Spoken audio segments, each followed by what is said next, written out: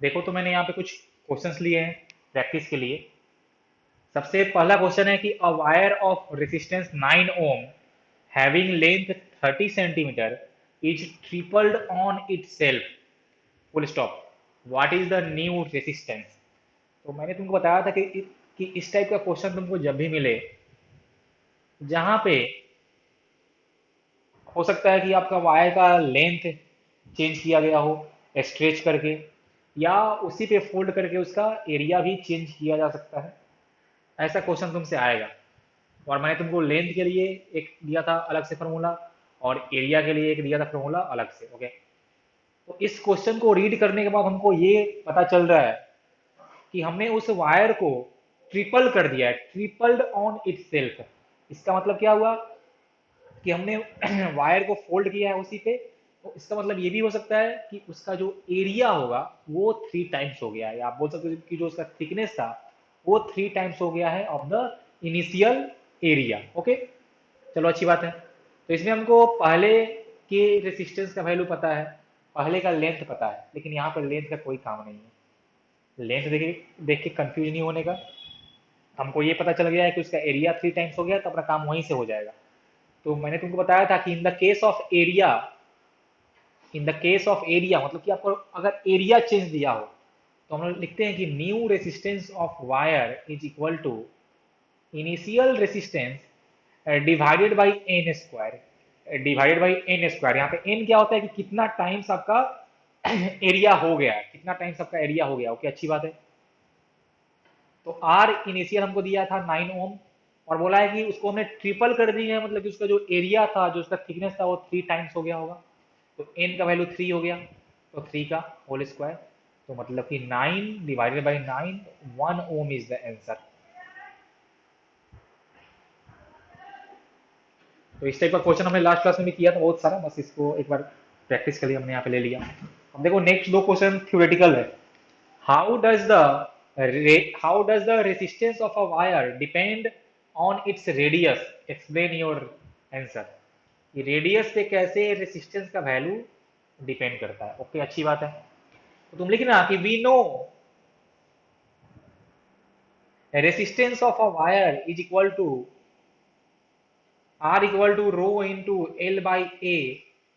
Here A equal to cross sectional area.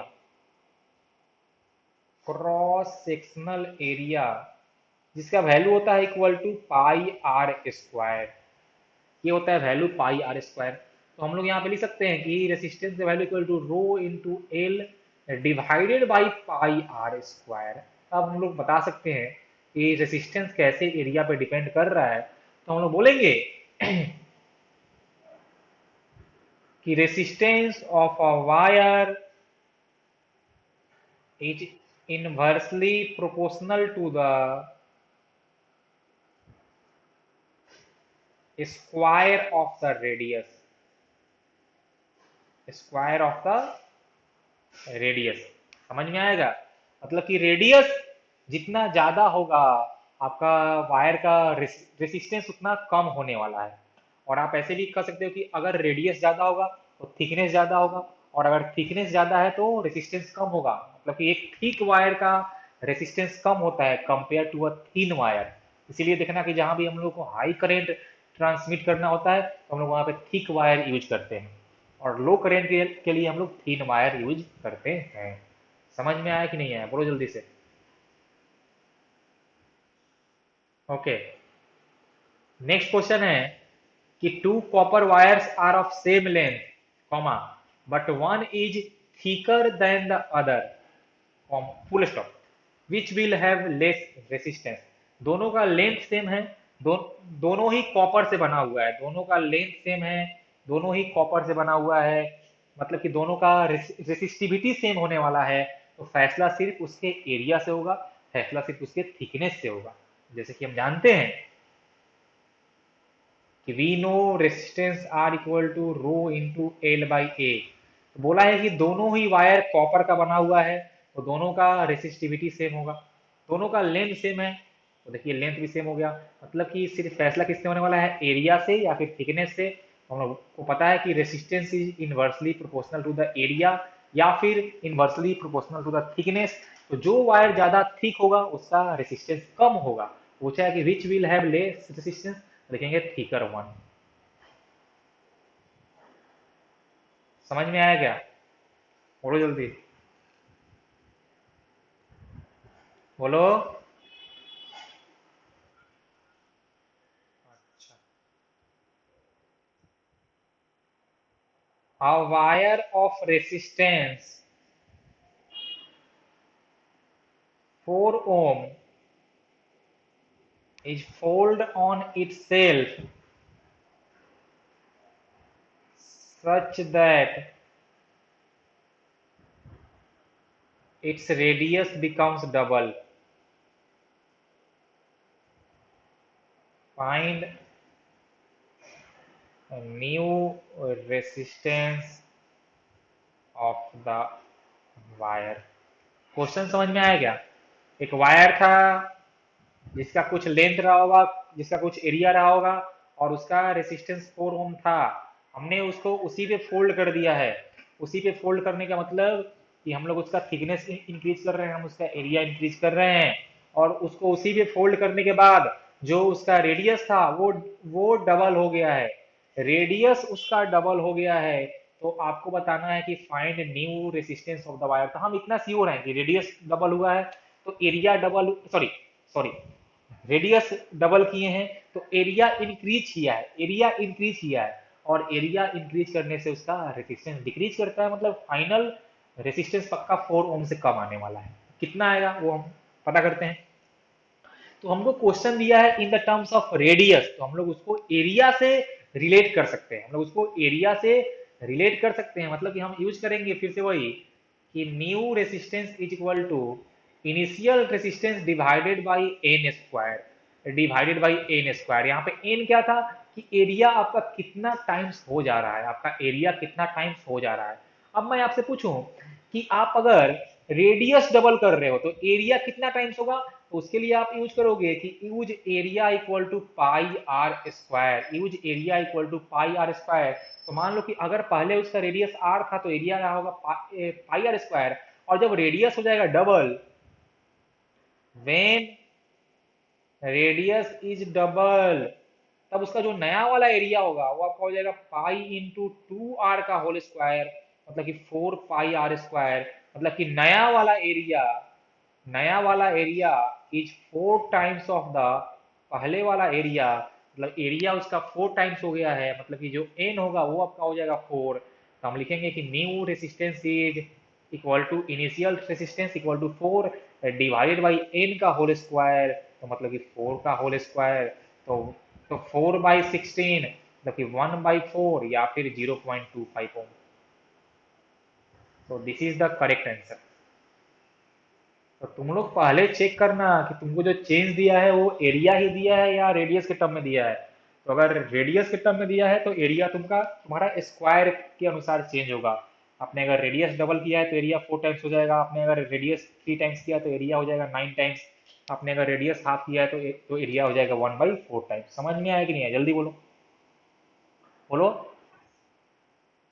अगर यही question में मेंशन रहता कि उसको हमने फोल्ड किया है तो उसका एरिया डबल हो गया है, तब हम सीधे एन का वैल्यू 2 लेते, और तब होता कि न्यू रेसिस्टेंस इज 4/4 1 हो जाता। लेकिन यहाँ पे बोला था कि हमने उसका रेडियस डबल किया है तो उसका एरिया 4 टाइम्स हो जाएगा।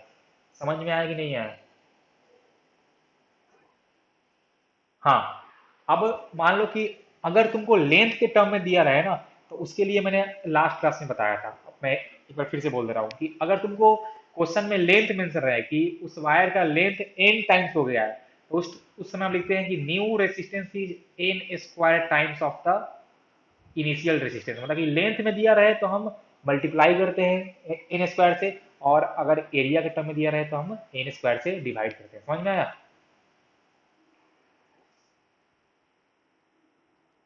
एक और क्वेश्चन और कर लो। पता नहीं क्यों हमको लग रहा है कि तुम लोग इसमें गलती करोगे। तुम लोग मेरे को साबित करो गलत। अ wire of resistance 4 ohm is stretched such that its area becomes half. Find new resistance. तुम लोग के पास 30 सेकेंड का समय है, जल्दी से आंधी हो जाओ। आंधी हो जाइए, आंधी हो जाइए, जल्दी। देखो, तो क्वेश्चन के अनुसार radius becomes half, radius half हो गया है, तो एरिया न्यू इज a/2। अब एरिया हाफ हो गया, इसका मतलब क्या कि value of N is 1/2। Area half हो गया मतलब वैल्यू ऑफ एन इज 1/2, और हमको एरिया के टर्म में दिया हुआ है, तो हम लोग क्या यूज करेंगे कि आर न्यू बराबर R initial divided by N square. तो आर इनिशियल था 4 ओम डिवाइडेड बाई 1/2 का होल स्क्वायर, वो 4 जाएगा ऊपर, तो 4 × 4 16 ओम। हम लोग को पक्का भरोसा था तुम लोग इसमें गलती करोगे, इसलिए मैंने क्वेश्चन लास्ट लास्ट में ये ले लिया। तो यहाँ पे आपको एरिया अगर हाफ दिया है तो आपको एन हाफ ही लेना है, एन कोई 2 मत ले लेना। समझ में आया कि नहीं आया? एरिया क्या होता, वहां पे एन क्या था, कितना टाइम्स हो रहा है, कितना टाइम्स। भाई समझ में आया ना, बोलो जल्दी।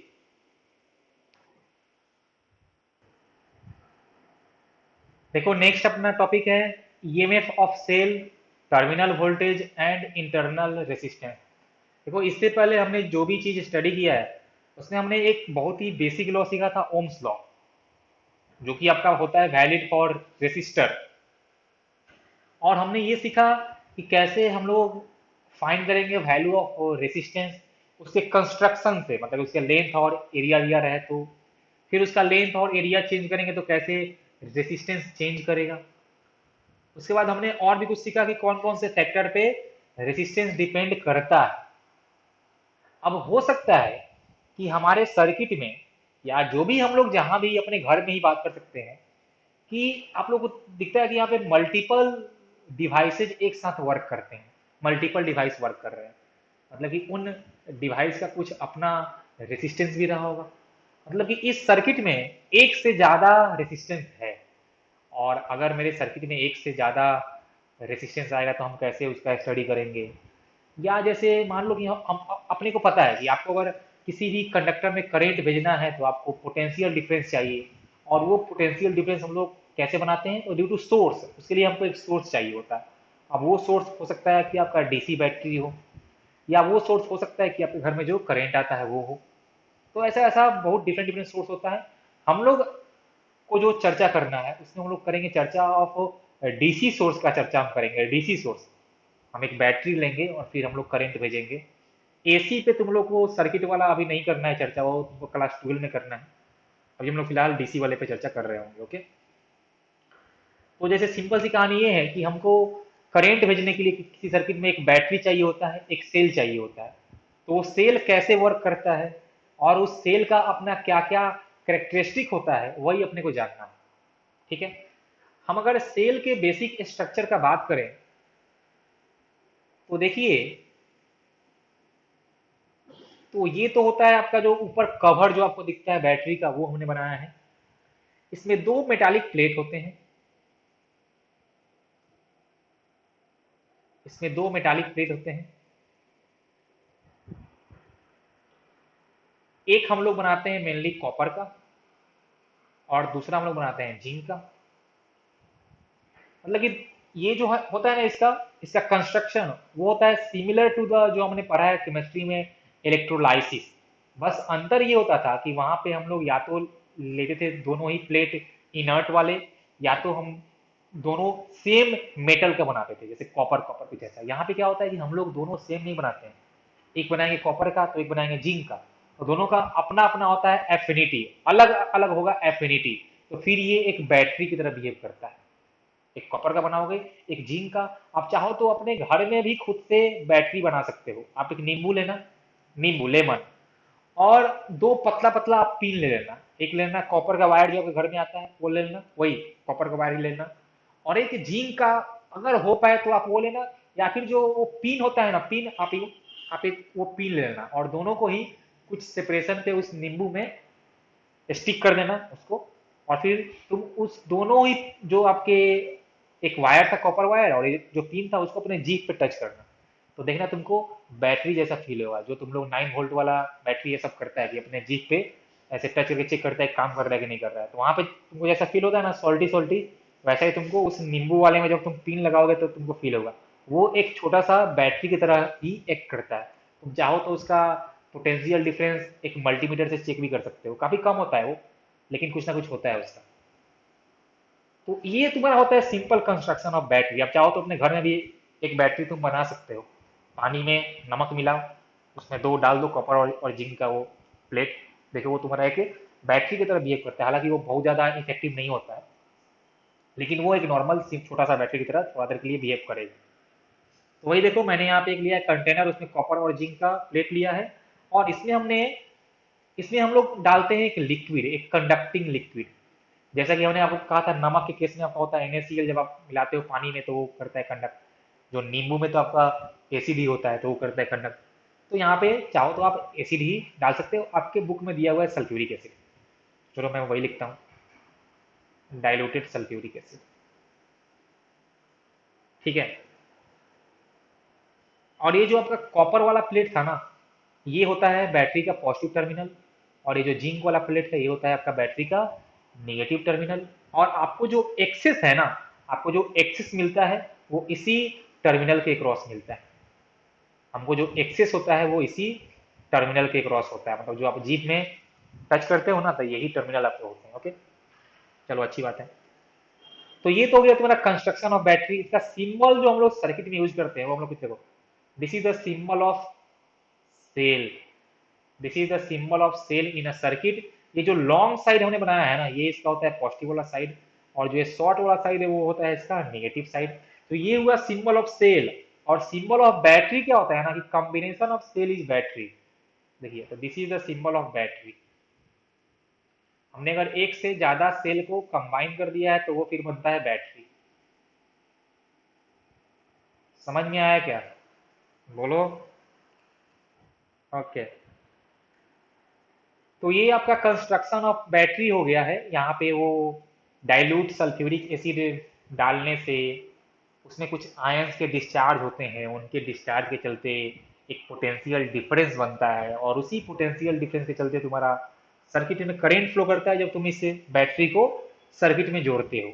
अच्छा, एक बच्चे में एक बड़ा ही मिसकंसेप्शन होता है कि बैटरी जो होता है ना, बैटरी करंट सप्लाई करता है। बच्चे ऐसा सोचते हैं कि बैटरी करंट सप्लाई करता है, और आपको पता है कि करंट का बेसिक सोर्स क्या है, फ्लो ऑफ चार्ज। तो वो सोचते हैं क्या, कि जो बैटरी है वो चार्ज सप्लाई करता है, वो खुद चार्ज सप्लाई करता है, लेकिन ऐसा नहीं होता है। दिस इज अ मिसकंसेप्शन, और जितना जल्दी तुमको ये हो जाए क्लियर उतना ज़्यादा अच्छा है। ये ये तुम्हारे एग्जाम में कहीं तुमसे पूछा नहीं जाएगा कि बैटरी चार्ज सप्लाई करता है कि नहीं करता है, लेकिन मैं फिर भी बता रहा हूँ कि तुम कुछ अच्छा सीख लो मेरे पास आए हो तो एक कॉमन मिसकंसेप्शन है कि बैटरी चार्ज सप्लाई करता है, बैटरी करंट सप्लाई करता है। नहीं, तुम लोग इसको ऐसे सोच सकते हो कि battery is just like a water motor. जो तुम घर में अपने लगाते हो ना मोटर, तो क्या मैं तुमसे अगर पूछूं कि क्या मोटर पानी खुद सप्लाई करता है, बोलो तो। जो पानी का मोटर होता है वो नहीं, उसका काम क्या होता है कि पानी एक जगह से लेगा और कहीं और को वो भेजता है। मतलब कि वहां पे वो motor just pressure difference create करता है, और उस प्रेशर डिफरेंस के चलते तुम्हारा पानी एक जगह से दूसरे जगह पे फ्लो करता है। वो मोटर, हाँ, वो मोटर खुद पानी नहीं बनाता है। वैसे ही ये जो तुम्हारा बैटरी होता है ना, वो पोटेंशियल डिफरेंस क्रिएट करता है। वो बस पोटेंशियल डिफरेंस क्रिएट करके चार्ज को मूव करने में हेल्प करता है, और वो तुम्हारा चार्ज उस कंडक्टर में ही रहता है पहले से। मतलब कि आप अगर इस बैटरी को आप अगर एक प्लास्टिक में जोड़ दो तो वहां पे करंट नहीं होगा।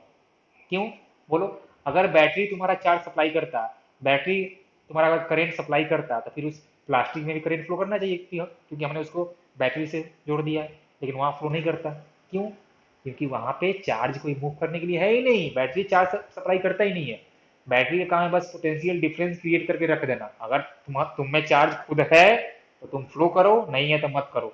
तो जो कंडक्टर होता है उसमें फ्री इलेक्ट्रॉन्स होते हैं तो वो फ्लो करते हैं खुद से, तो वहाँ करंट फ्लो करता है। प्लास्टिक में तुम्हारा फ्री इलेक्ट्रॉन्स नहीं होते हैं तो वो नहीं मूव करते हैं, तो करंट फ्लो नहीं करता है। समझ में आया ना? ओके। अब देखिए कि कोई भी जो बैटरी है, तो उस बैटरी का कुछ करेक्टरिस्टिक होता है, वही अपने को पढ़ना है मेनली। और उसमें जो सबसे पहला है,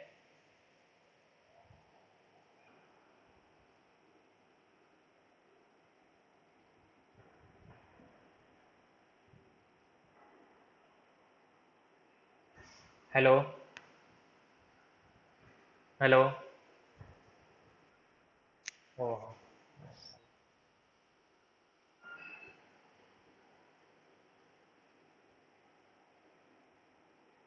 रुक जाओ, कुछ लैपटॉप में दिक्कत हुआ फिर से।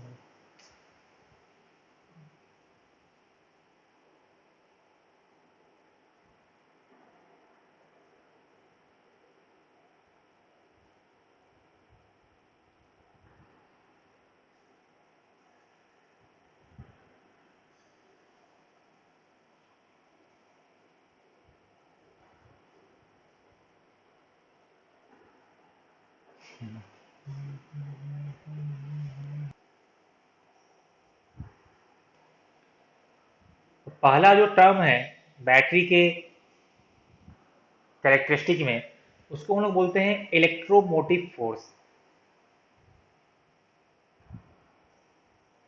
इलेक्ट्रोमोटिव फोर्स, जिसको हम लोग शॉर्ट में लिखते हैं ईएमएफ। अब नाम में सबको दिख रहा है फोर्स, तो बच्चे सोचते हैं कि ये किसी टाइप का फोर्स है। ये फोर्स होता नहीं है, बस उसके नाम में ऐसा दिया गया है। वो लेकिन तुम्हारा होता है just like potential difference. EMF of a cell is just like a potential difference, it is not a force. Okay, तो उसका यूनिट न्यूटन नहीं होता है। The potential difference is not a force. Potential difference is never a force. Potential difference के चलते electric field बनता है। उस इलेक्ट्रिक फील्ड के चलते किसी चार्ज पे फोर्स लगता है, लेकिन potential difference is never a force. Okay, ठीक है। हाँ, तो तुमको आईसीएसई बोर्ड में पास होना है, तो that is your exam, board exam. लेकिन हम जो अभी तुमको सिखा रहे हैं, that is a different thing. वो तुमको बोर्ड में पास होने के लिए हम सिखा रहे हैं। तो आईसीएसई बोर्ड का एग्जाम और हम सेम चीज नहीं हुए, ठीक है। हम लोग एक हम लोग एक दूसरे से रिलेटेड हैं, एक साथ हम लोग वर्क कर रहे हैं, लेकिन फिर भी हम लोग बिल्कुल ही अलग चीज है।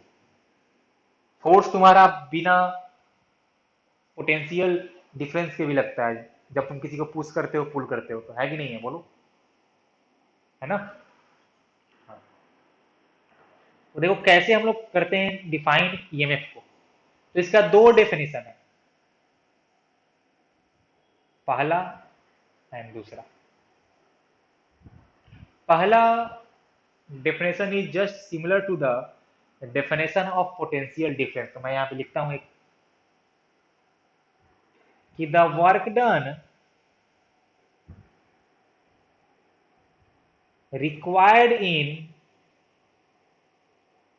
moving a unit positive charge, the work done required in moving a unit positive charge inside and outside the cell is called electromotive force of cell। देखो मेरा कहने का मतलब क्या हुआ, कि यूनिट चार्ज को सेल के अंदर एंड सेल के बाहर एक पूरा कंप्लीट घुमाने में, एक कंप्लीट पूरा घुमाने में जितना वर्क डन रिक्वायर्ड है, जितना वर्क डन रिक्वायर्ड है, उसी को हम लोग बोलते हैं ईएमएफ ऑफ द सेल। मतलब कि अगर क्यू चार्ज को inside and outside of the cell घुमाने में डब्लू वर्क डन किया गया है, तो हम लोग बोलेंगे कि उस सेल का EMF is W by Q. समझ में आया कि नहीं आया, जल्दी बोलो। Inside and outside. अच्छा, इनसाइड तो सबको समझ में आ रहा है कि बैटरी के अंदर।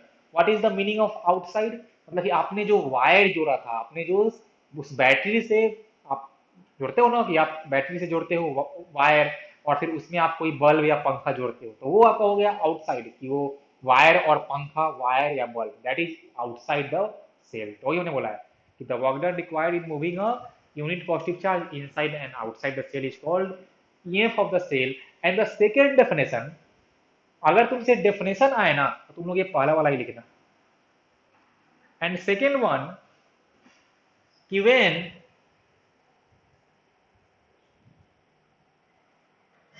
चाहे ऐसा लिखो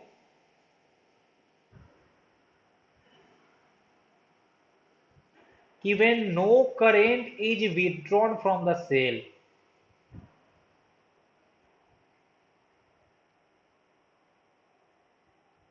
when no current is withdrawn from the cell, then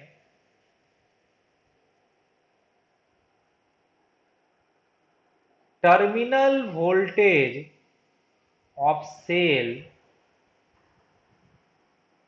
is equal to the EMF of the cell। देखो इसका मतलब क्या हुआ, मैं तुमको अभी समझा रहा हूं, देखो। तो यहाँ पे एक न्यू टर्म आया है, terminal voltage. What is the terminal voltage?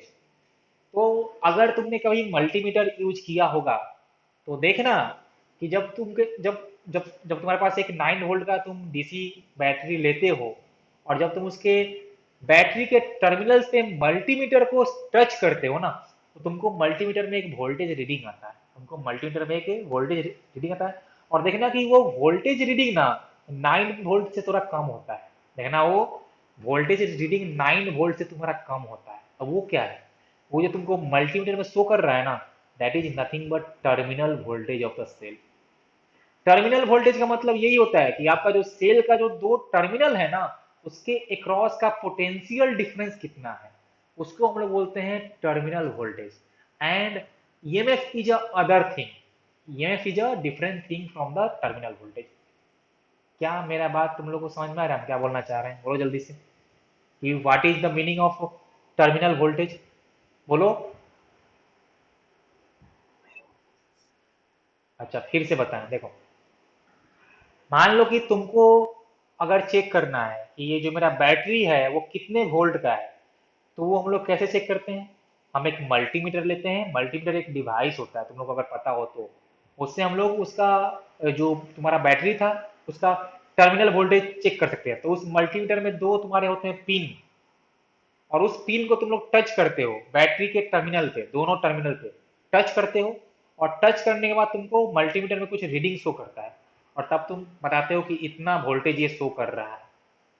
तो वो जो बैटरी के टर्मिनल के अक्रॉस जो रीडिंग आ रहा था मल्टीमीटर में ना, उसको हम लोग बोलते हैं terminal voltage of the battery. That is the terminal voltage. उसके टर्मिनल के अक्रॉस का वोल्टेज कितना है, समझ में आया? एंड सेल का ईएमएफ, एंड सेल का EMF is different than the terminal voltage. ये दोनों चीज डिफरेंट होता है, ईएमएफ अलग होता है, सेल का टर्मिनल वोल्टेज अलग होता है। जैसे देखो, इन दोनों में अंतर क्या है? अभी हम घर में बैठे हुए हैं मस्त एकदम, घर में पंखा चल रहा है, ठंडा ठंडा एकदम कूल कूल माहौल है, और अभी हम एकदम मस्त कंडीशन में हैं।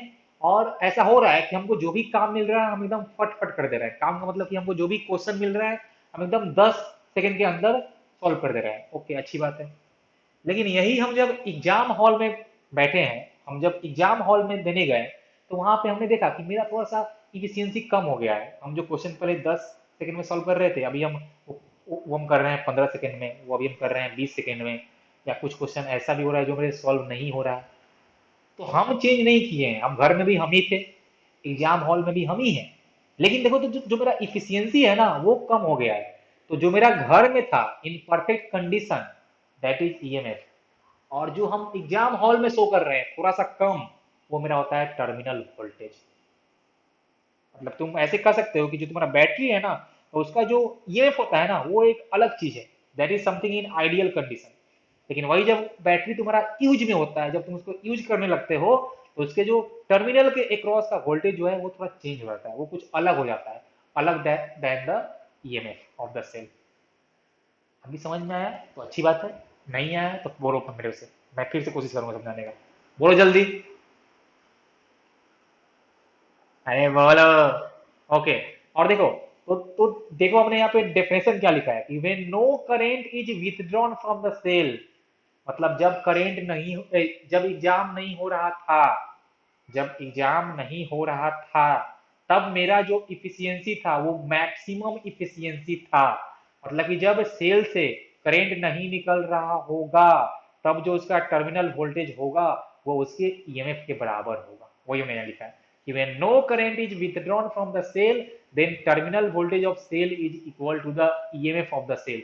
और जैसे ही सेल से करंट विथड्रॉन होने लगता है, उसका टर्मिनल वोल्टेज उसके ईएमएफ से कम हो जाता है। समझ में आया कि नहीं आया? बोलो जल्दी से। हाँ, तो ये हुआ तुम्हारा सेकेंड डेफिनेशन। हाँ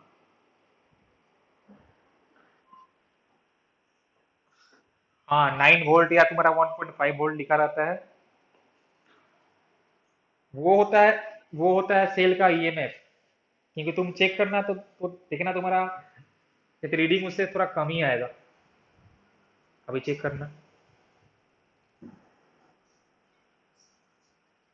हाँ हाँ।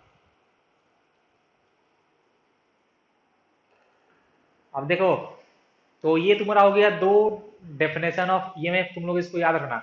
और यहां से एक क्या निकला टर्म मेरा कि when no current is withdrawn, then EMF of the cell is equal to terminal voltage. और हम लोग इस ईएमएफ को करते हैं रिप्रेजेंट ई से, और हम लोग टर्मिनल वोल्टेज को लिखते हैं कैपिटल वी से।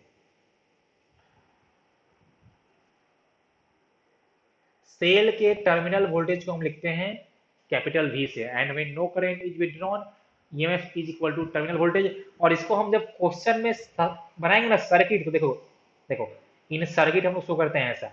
ये रहा आपका सेल, सेल का ईएमएफ इज ई, और इसका जो टर्मिनल है ना वो आपका ये है, मान लीजिए ये हुआ आपका टर्मिनल ए, और ये हुआ आपका टर्मिनल बी। तो इसके अक्रॉस का जो पोटेंशियल डिफरेंस होगा उसको हम लोग बोलेंगे टर्मिनल वोल्टेज। समझ में आया क्या? बोलो जल्दी से, बोलो। ओके। अब तुम्हारा नेक्स्ट टॉपिक है factors affecting the EMF.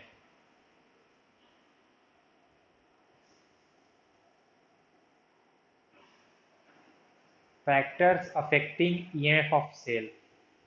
Cell का ईएमएफ कौन कौन से फैक्टर पे डिपेंड करता है? तो मैं लिखता हूं, ये तुम लोग याद रखना, थ्योरेटिकल क्वेश्चन है।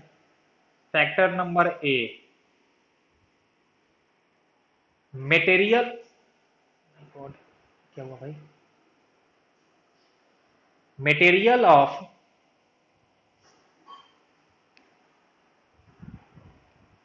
मेटेरियल ऑफ द इलेक्ट्रोड्स,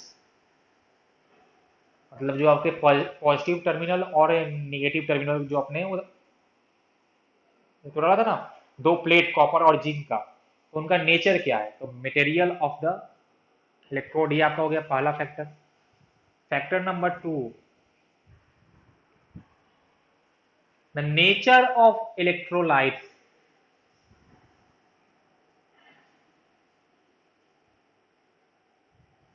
कि वो वीक था कि स्ट्रांग था, उस पर भी आपका डिपेंड करता है ईएमएफ।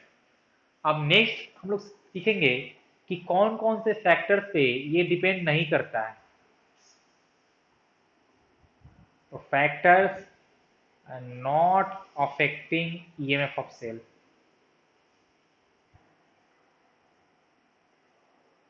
तो number A,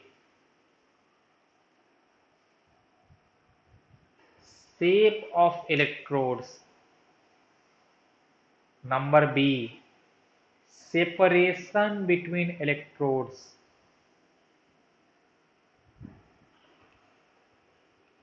And number C, amount of electrolytes. तो इन तीन फैक्टर्स पे डिपेंड नहीं करता है, और बाकी का जो मैं ऊपर ऊपर में दो लिखा था उस पर डिपेंड करता है। तुम लोग इन सारी बातों को याद रखना। समझ में आया क्या? जल्दी बोलो, जल्दी बोलो। ओके। अब बाकी लोग सो गए हैं क्या?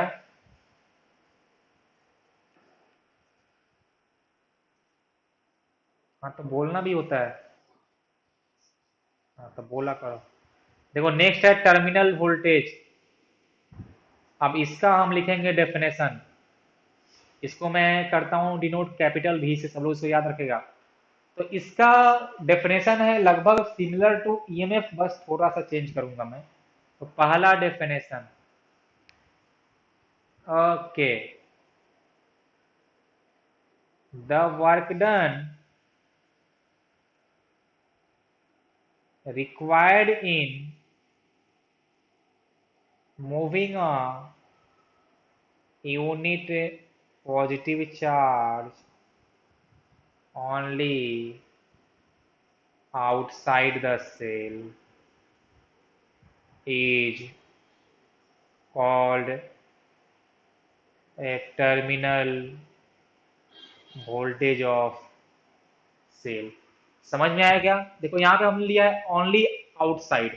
वहां क्या था कि in the case of EMF inside plus outside, ये तुम्हारा है ओनली आउटसाइड। समझ में आया कि नहीं आया? बोलो जल्दी से।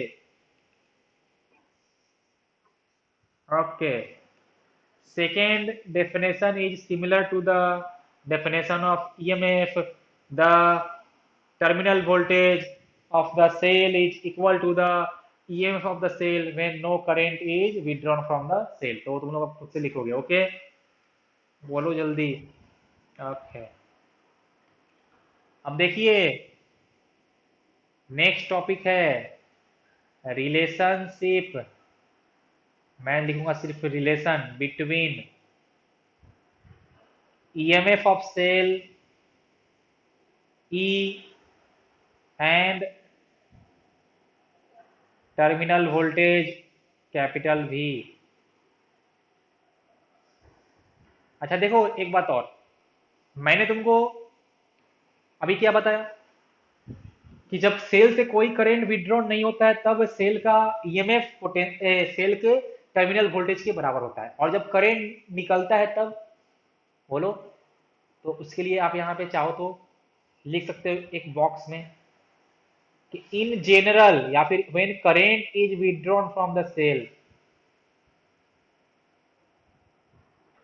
when current is withdrawn from cell, उस केस में जो टर्मिनल वोल्टेज होता है वो सेल के ईएमएफ से कम होता है। समझ में आया या नहीं आया? बोलो जल्दी से। ओके,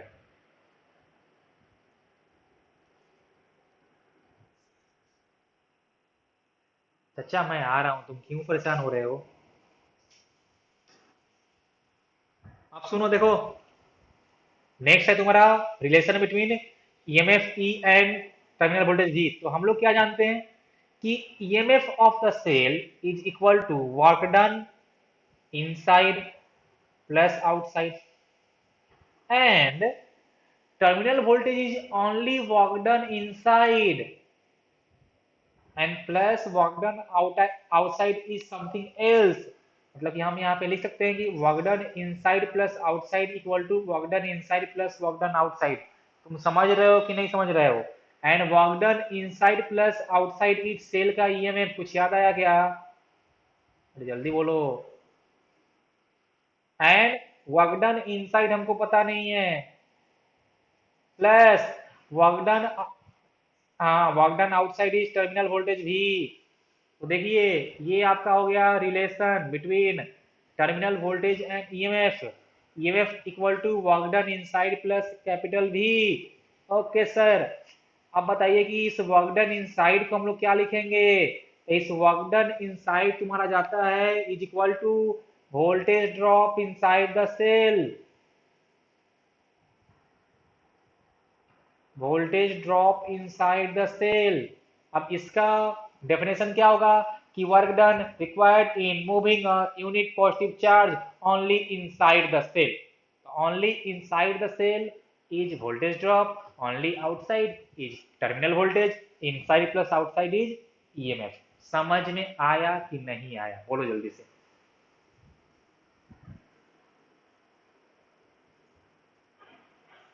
अरे बोलो।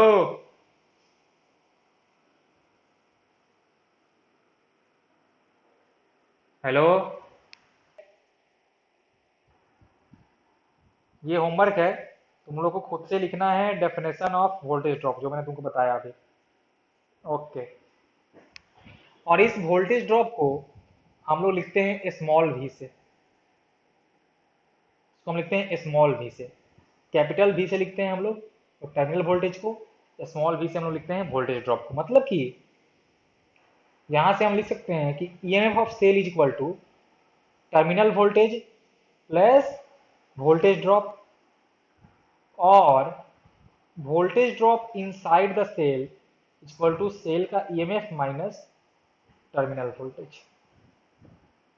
अब ये एक नया टर्म आया, voltage drop inside the cell. उसका डेफिनेशन तो मैंने तुमको बता दिया। अब ये आखिर होता क्यों है, voltage drop inside the cell क्यों होता है? तो देखो सवाल, सवाल नहीं, देखो इसका जवाब देखो कि आप अगर देखो सेल का कंस्ट्रक्शन तो उसके अंदर में इलेक्ट्रोलाइट्स थे। उसके अंदर में क्या थे? इलेक्ट्रोलाइट्स थे। अब आपको पता है कि अगर कोई भी मटेरियल है तो उसका कुछ ना कुछ अपना रेसिस्टेंस होता है। मतलब वो जो इलेक्ट्रोलाइट्स था उसका भी कुछ ना कुछ रहा होगा रेसिस्टेंस। हाँ बिल्कुल रहता है। तो वो भी करंट को कुछ अपोज कर रहा होगा, वो भी करंट को अपोज कर रहा होगा, उसका कुछ अपना रेसिस्टेंस है। और उस रेसिस्टेंस को हम लोग बोलते हैं internal resistance of the cell. और उसी इंटरनल रेसिस्टेंस के चलते उस सेल के अंदर वोल्टेज ड्रॉप होता है। कैसे? तो फ्रॉम ओम्स लॉ। अगर रेसिस्टेंस आर है और उसमें करंट फ्लो कर रहा है आई, तो उसके अक्रॉस का जो पोटेंशियल डिफरेंस होगा या उसके अक्रॉस का जो वोल्टेज होगा वो होता है आई इंटू आर। तो अगर सेल से करंट आई पास कर रहा था, सेल से अगर करंट आई पास कर रहा है, और अगर सेल का इंटरनल रेसिस्टेंस स्मॉल आर है, तो सेल के अंदर जो वोल्टेज ड्रॉप होने वाला है वो आपका होगा आई इंटू आर। और वही जो आई इंटू आर है ना, that is nothing but voltage drop inside the cell. अब यहाँ पे हम बात कर रहे हैं आई इंटू आर का, तो यहाँ पे आर क्या है? R is the internal resistance of the cell. तो यहाँ पे एक नया टर्म आया है, internal resistance of the cell. तुम लोग को समझ में आ रहा है कि कहानी हम जो बोल रहे हैं? बोलो। थोड़ा थोड़ा क्या होता है बे?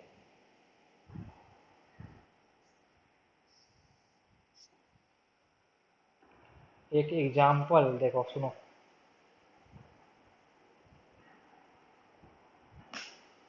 देखो हमने तुमको क्या बोला, तुम अभी क्या सीखे कि EMF of cell is equal to voltage drop inside the cell plus potential difference, ये सीखा ना।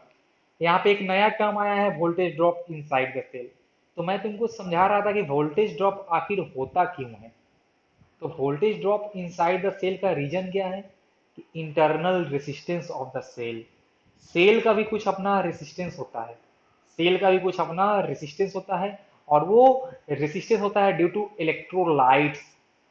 और अगर किसी मटेरियल के पास कुछ रेसिस्टेंस है आर, और उसमें करंट फ्लो कर रहा है आई, तो from Ohm's law potential difference या फिर voltage is equal to I into R. समझ रहे हो ना? तो अगर उस सेल का कुछ इंटरनल रेसिस्टेंस रहा होगा तो उसके अक्रॉस कुछ पोटेंशियल डिफरेंस होगा, उसके अक्रॉस कुछ वोल्टेज ड्रॉप होगा। और उसी को तो हम बोल रहे हैं कि voltage drop inside the cell. मतलब मेरा कुल कहानी का कंक्लूजन ये है ना कि reason for the voltage drop inside the cell is nothing but internal resistance of the cell. आप समझ में आया? बाकी लोग को?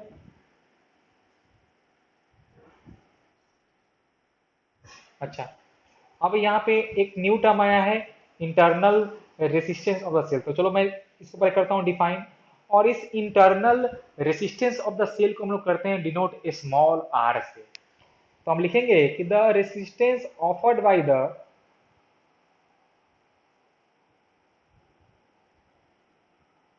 Resistance offered by the electrolytes of cell,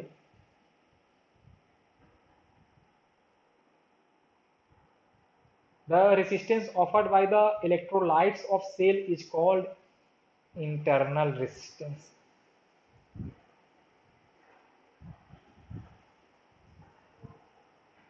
इसको हम लोग डिनोट करते हैं स्मॉल आर से।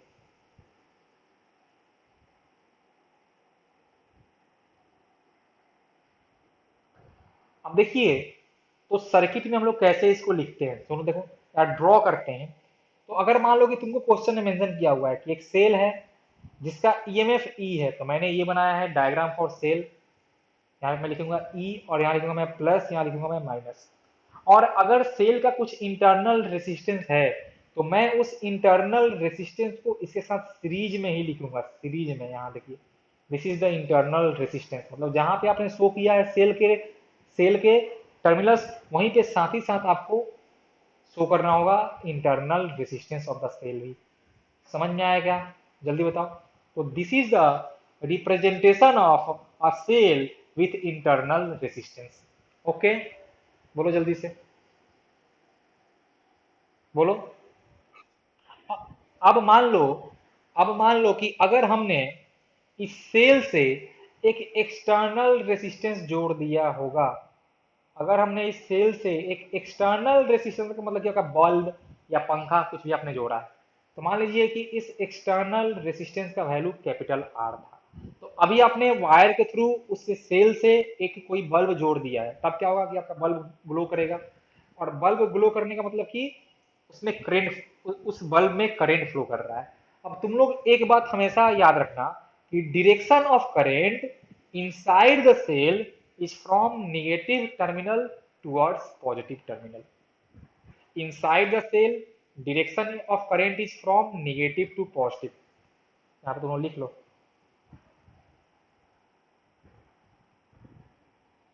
Inside the cell, नहीं, direction of current is from negative terminal to positive terminal. Inside the cell, मैं बात कर रहा हूँ सेल के अंदर। तो सेल के अंदर करंट है तुम्हारा निगेटिव से पॉजिटिव, मतलब देखिए कुछ ऐसा। समझ में आया क्या? बोलो जल्दी से। और आप चाहो तो करंट को शो कर सकते हो आई से।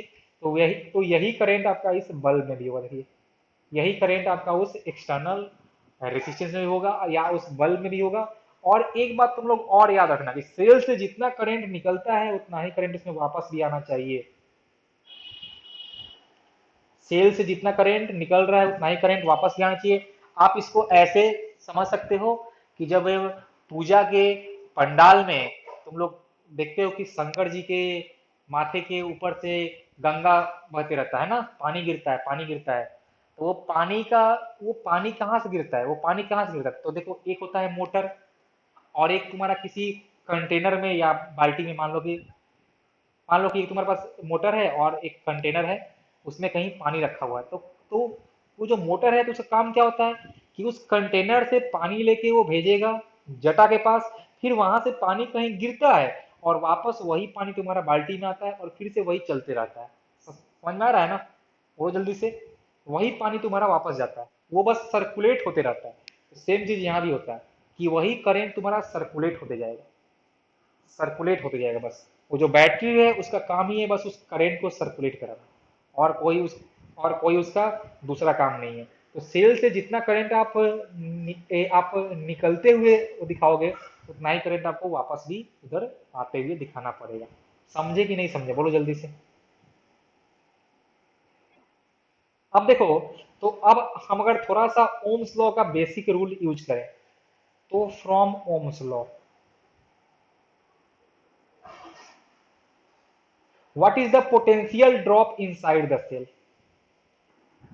तो हम लिखेंगे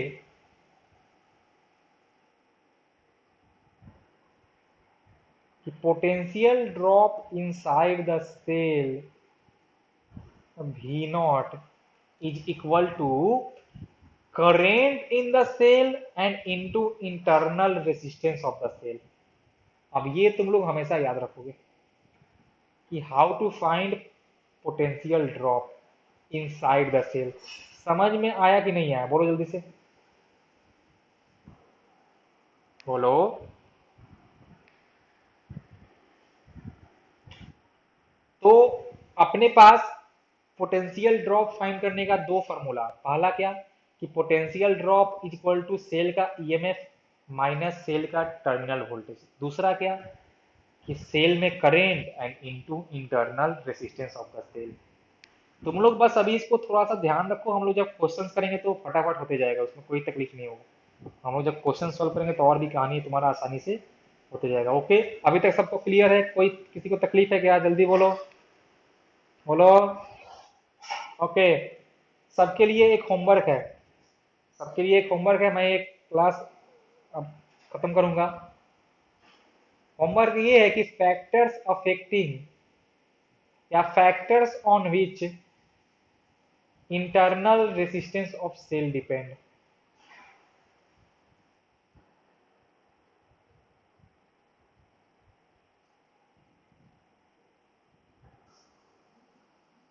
ये तुम्हारे लिए होमवर्क है, तुम लोग इसको करके आना और मेरे को नेक्स्ट डे एक बार याद दिलाना ताकि मैं इस पे चर्चा कर सकूं, ठीक है?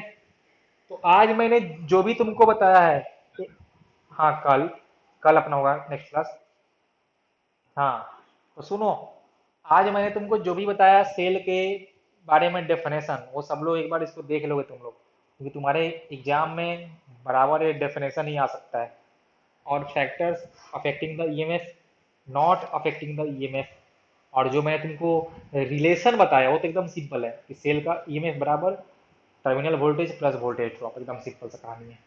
वोल्टेज ड्रॉप क्यों आता है मैंने तुमको वो भी बताया है, due to internal resistance of cell. Internal resistance क्यों आता है मैंने तुमको वो बताया, due to electrolytes of cell.